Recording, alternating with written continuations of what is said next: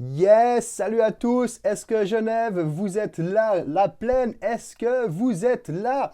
La France, je pense à Mieuxy, Thoiry, Cergy, Prèvessin, Saint-Genis, Pays-de-Gex, Thonon en Haute-Savoie, Mulhouse, Guadeloupe, est-ce que vous êtes là aujourd'hui?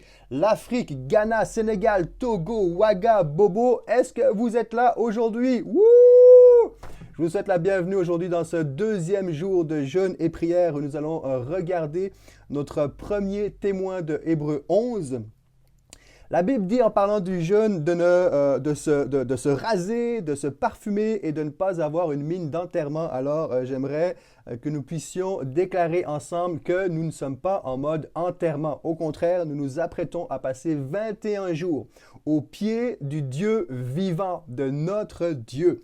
Alors, je suis vraiment content de pouvoir être avec vous, de vivre ces moments avec vous. J'aimerais dire un bonjour tout particulier à 3 personnes. Je ne peux pas faire un clin d'œil aux 60 personnes, 61 personnes que nous sommes actuellement dans ce groupe. Mais permettez-moi quand même de dire un bonjour tout particulier à Nathan. Nathan qui m'a connu en Afrique alors que j'avais 6 à 10 ans. Il m'a connu durant cette période-là, qui a été le traducteur de mon papa à cette époque-là, qui aujourd'hui est responsable d'une dizaine d'églises de sa région, donc un pasteur réputé. Nathan, je te salue. Papa Nathan, bonjour, merci d'être là. Je pense à pasteur Josias, président des églises évangéliques libres de la Guadeloupe. Josias, c'est un honneur de t'avoir avec nous sur ce groupe. Vraiment, quel plaisir de pouvoir prier ensemble. Je pense à Marlise. Marlise qui m'a connu alors qu'elle était monitrice. C'était ma monitrice alors que j'avais 11 ans. Alors c'est une joie de savoir que tu es là aussi dans ce groupe. Et je vous salue tous, je vous serre tous les uns les autres dans mes bras.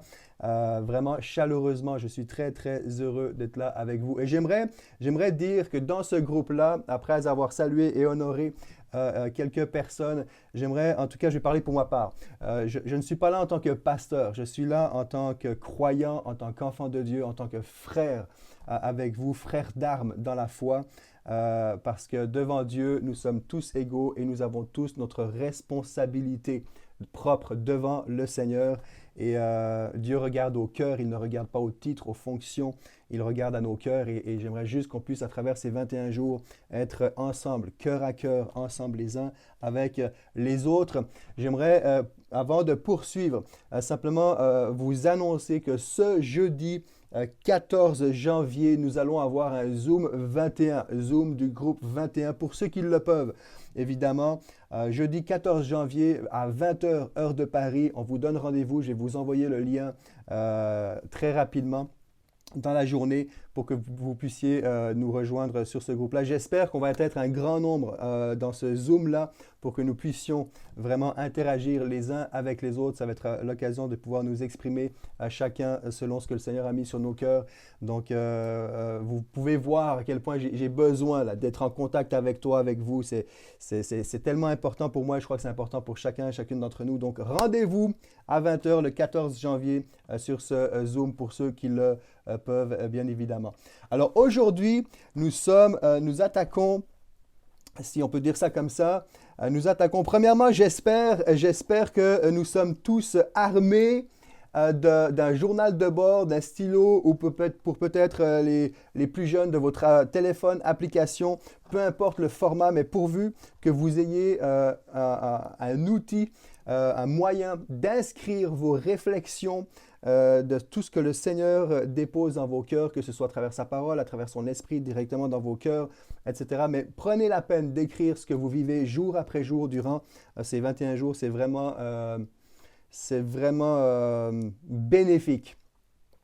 Alors, je disais donc, aujourd'hui, nous allons attaquer notre premier personnage, notre premier témoin, Abel. Hébreux chapitre 11, verset 4. Je le lis pour rafraîchir notre mémoire. C'est par la foi qu'Abel offrit à Dieu un sacrifice de plus grande valeur que celui de Caïn. Par elle, donc par sa foi, il fut déclaré juste, Dieu lui-même rendant témoignage à ses offrandes, et par elle, quoique mort, il parle encore. Waouh. Je vais juste préciser d'entrée de jeu ou le rappeler.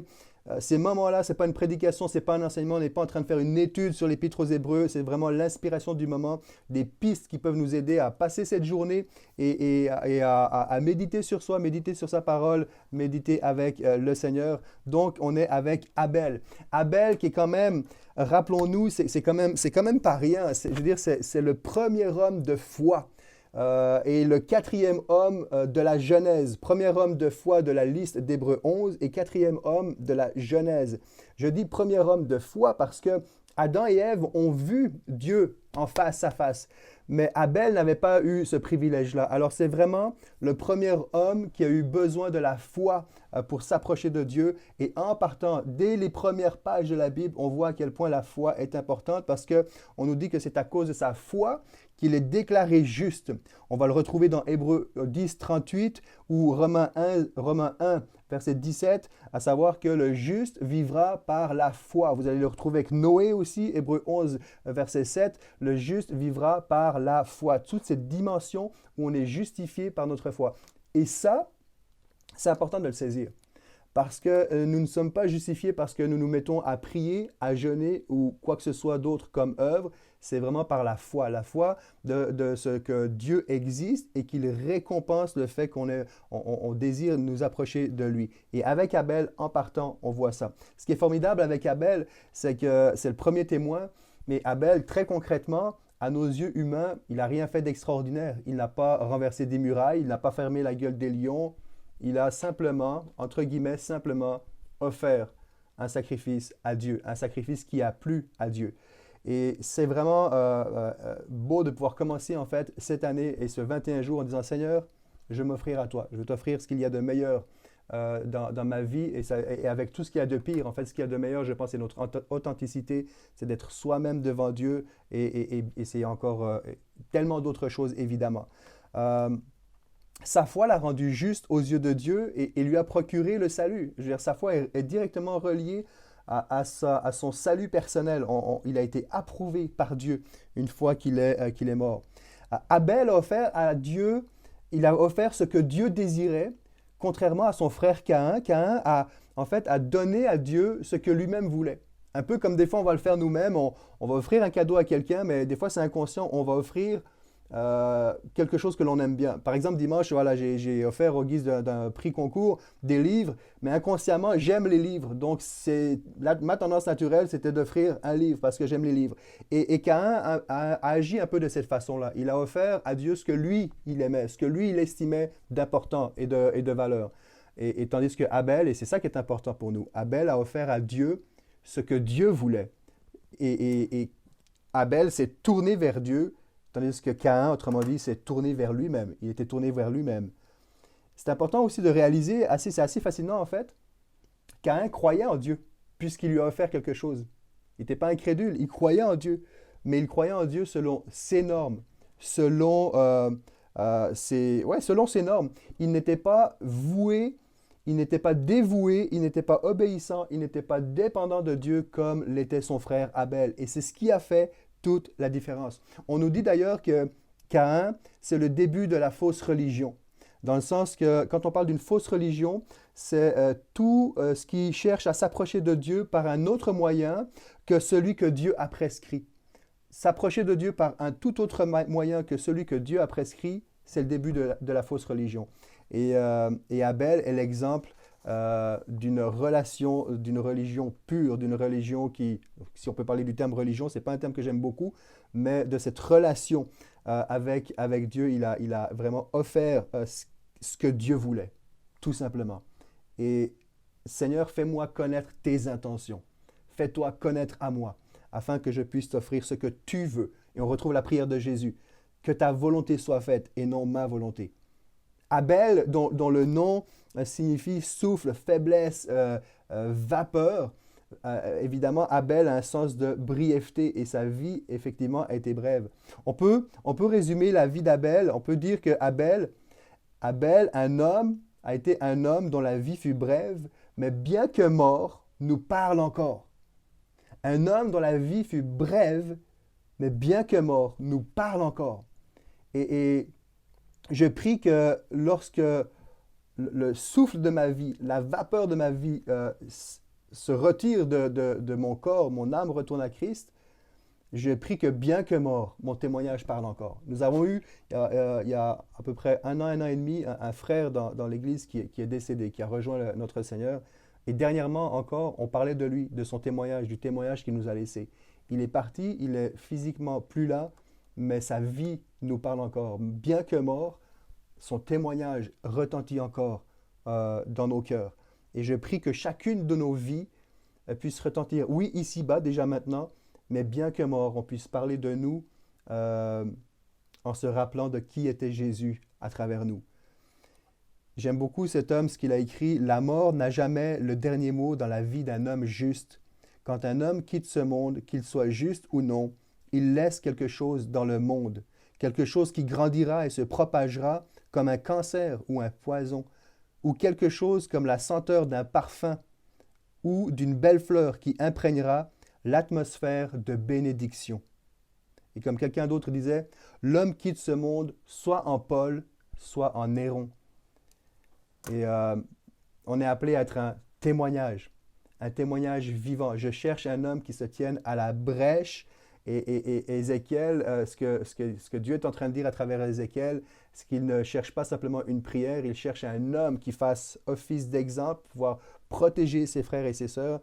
Et Abel n'a pas fait quelque chose, il était ce qu'il était devant Dieu. Et c'est ce que nous sommes appelés à être. Alors je vous invite à débuter ce jeûne, à rentrer dans ce jeûne, dans cette mise à part, dans ce temps de prière, dans ces moments seuls avec le Seigneur, dans le secret au Seigneur.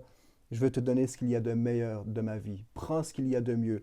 Purifie ce qui ne t'honore pas. Montre-moi ce qui t'est désagréable, inconvenant. Et viens faire le ménage dans ma vie parce que je veux vraiment t'offrir ce que toi, tu désires. Je vous laisse avec cette référence. Quand j'ai lu Abel, l'histoire d'Abel, ça m'a rappelé ce texte de Romains chapitre 12, verset 1. « Je vous encourage donc, frères et sœurs, par la compassion de Dieu, à offrir votre corps comme un sacrifice vivant, saint, agréable à Dieu.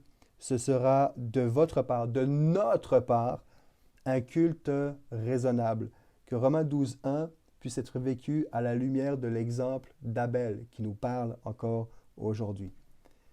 Permettez-moi de quand même terminer et ouvrir ce jeûne avec un mot de prière pour chacune d'entre nous. Et Seigneur, je veux te dire merci. Merci Père pour ta présence. Merci pour ta fidélité.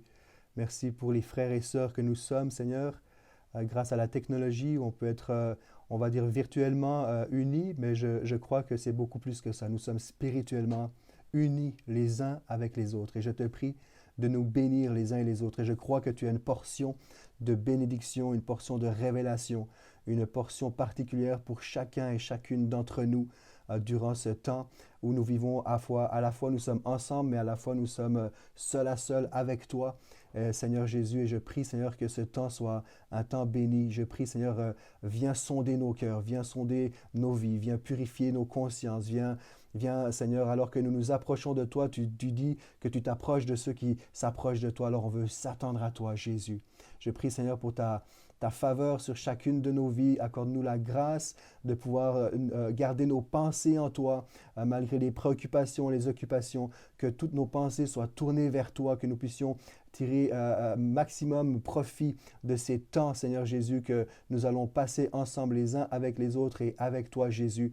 Sois loué. Sois loué Jésus. Je te prie pour chaque région que nous représentons, chaque continent, chaque famille, chaque église que nous représentons et nous appelons ta grâce et ta faveur, ta vie et ta puissance sur nos vies. Je prie pour un renouvellement dans nos pensées, dans notre intelligence, dans notre foi, dans notre passion, dans notre zèle pour toi. Je prie renouvelle notre pureté, renouvelle, Seigneur, tout ce qui a besoin d'être renouvelé, ô Jésus.